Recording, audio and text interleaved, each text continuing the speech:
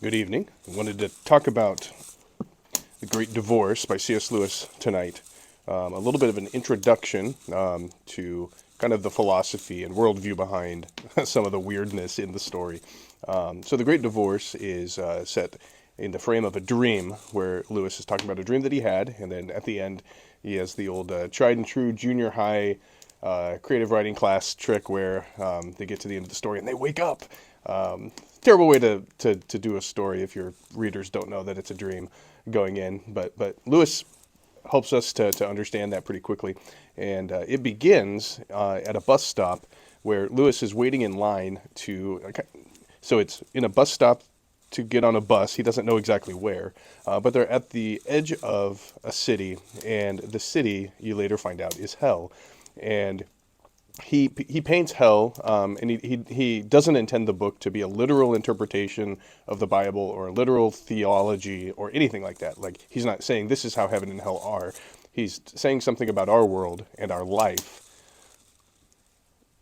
through this metaphor that he creates. And so in hell, people find that they are more real than their surroundings. They're solid, but they build houses for themselves kind of out of nothing, and then the houses are made of nothing, and so the rain falls through, but they still like to live in houses, so they still build the houses. And so the hell is very much less real than they themselves are as humans created in God's image in the world. When he gets to heaven, what he finds out, he steps out and the grass hurts his feet. The the the the world itself is more real, like the surroundings, the grass and everything is more real than he himself is. He looks down at his feet and he sees the blades of grass through his feet. His feet are ghostly, and he's unnerved, to say the least, by that. And then what happens is people start coming down off of this mountain, so they're at the foothill of this mountain, which is heaven. And these people start coming down, and they are beautiful and glorious and bright and happy. And they each have a person that was on the bus that they're coming down to talk to.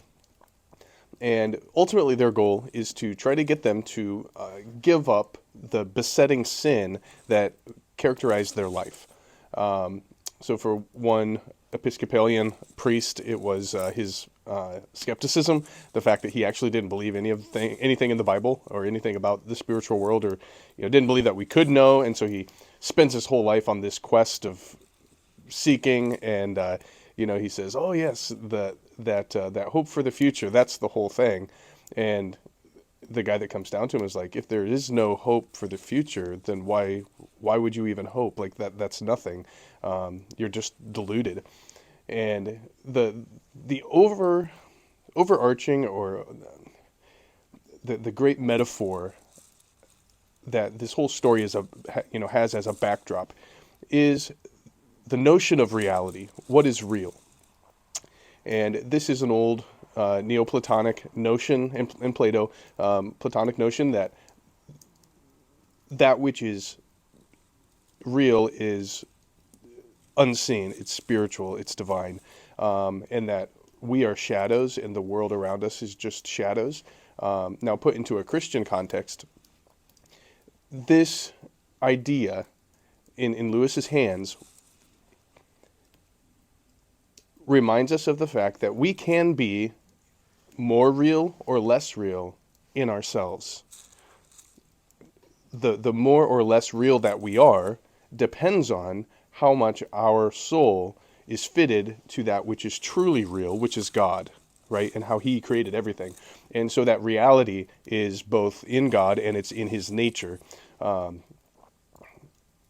Now, we can also make the decision that we are going to ignore that which is real, and we are going to travel the road toward hell, and we become less real in ourselves.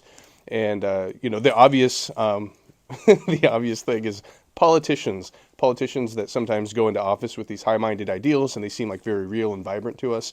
And then after they've been in office for 40, 50, 60 years, we find out that they are just, empty husks being controlled by other people, by some elite out there. They have totally given up a vision of the real, and they have walked down that road toward hell to where they themselves are no longer real. Our own current supreme leader, it's very clear that he's just a husk of what used to be a man. And he's not speaking on his own accord. He is saying what others are having him say. We see this clearly. Which, if you want to read something else along those lines, T.S. Eliot's poem, The Hollow Men, kind of speaks to this same concept. And there's a line in, I think it's Four Quartets, just this image that he gives you of men and bits of paper whirled by the wind. That's what our politicians are. They're men and bits of paper whirled by the wind, and the wind is not, the west wind that shakes the bough for Theoden King. It is a demonic wind that blows them, wherever it wants, and they follow because they're husks. They're not real. They're insubstantial.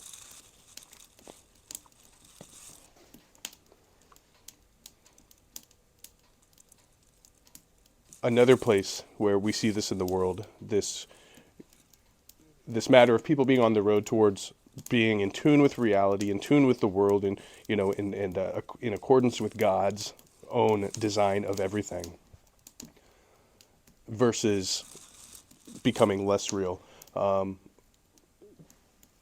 When we talk about the transgender issue and even sexual desires and homosexuality and things like that, John MacArthur one time spoke on this, and he mentioned like the suicide rates and things. They're very, very high for those who go into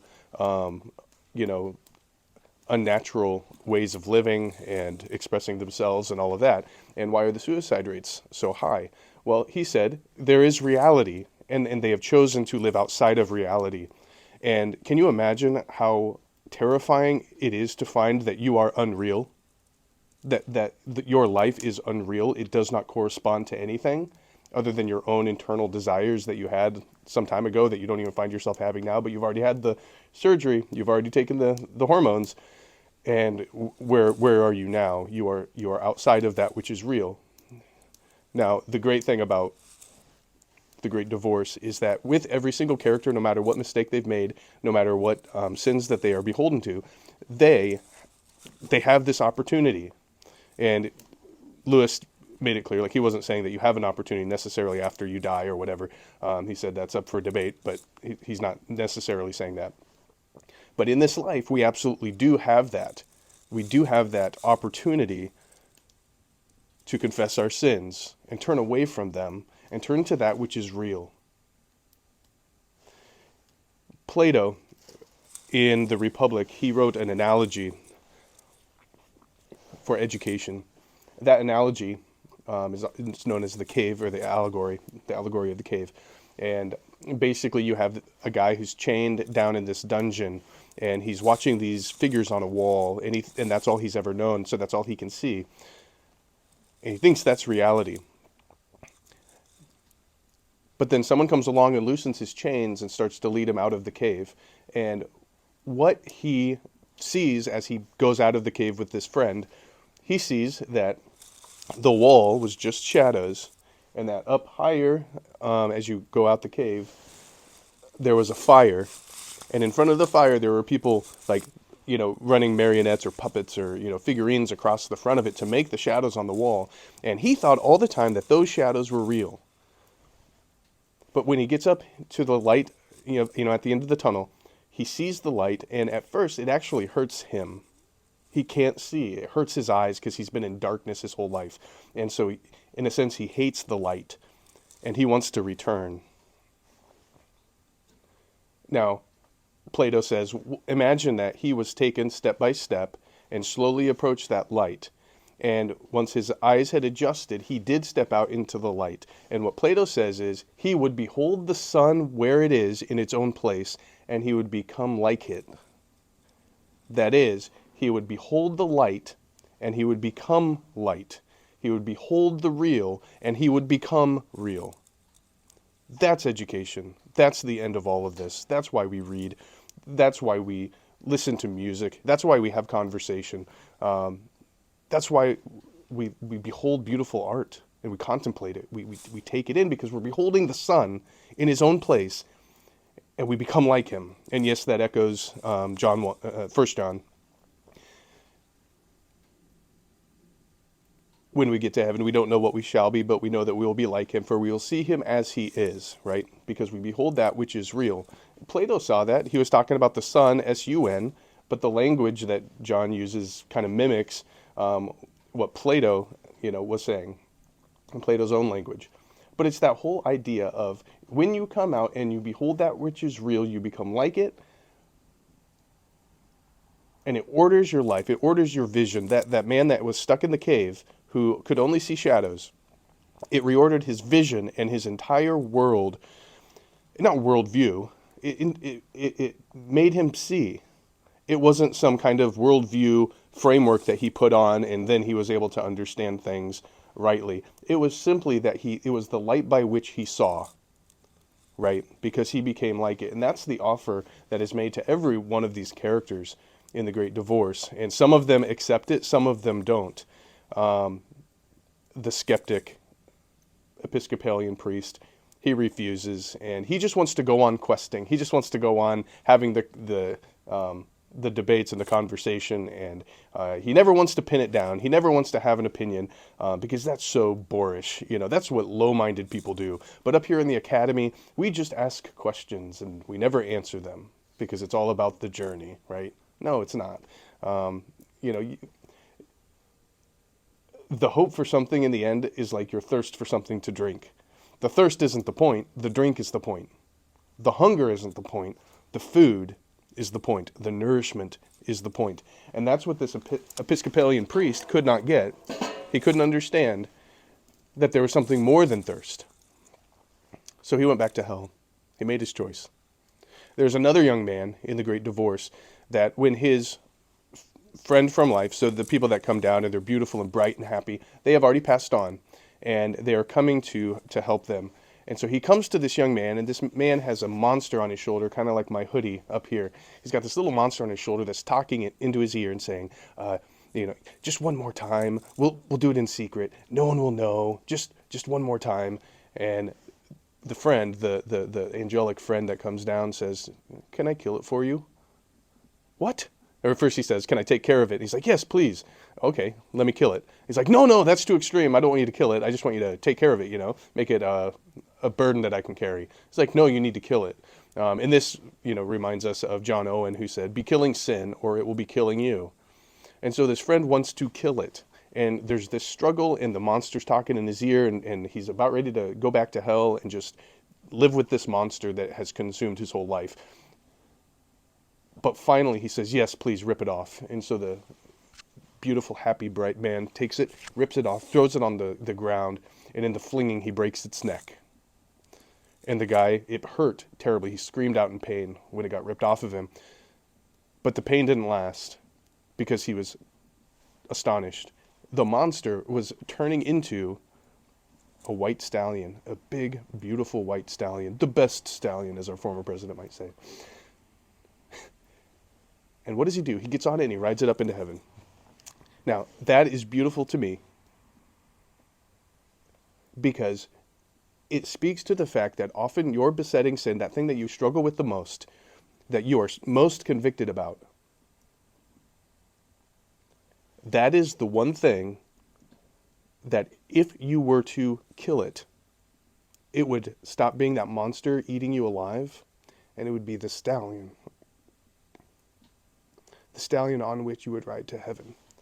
And everything that you feel like you have been failing in life, you would kill that, and then it would be reborn in its proper way, right?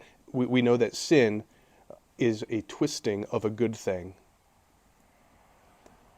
The creature, I think, stands for lust, and lust and sexual immorality it's just a perversion of a good thing that God gave us.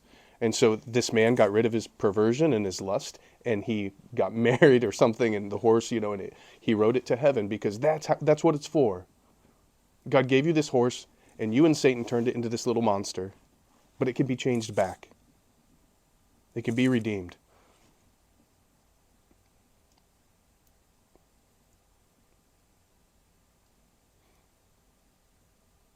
So, The Great Divorce. I hope you enjoy it.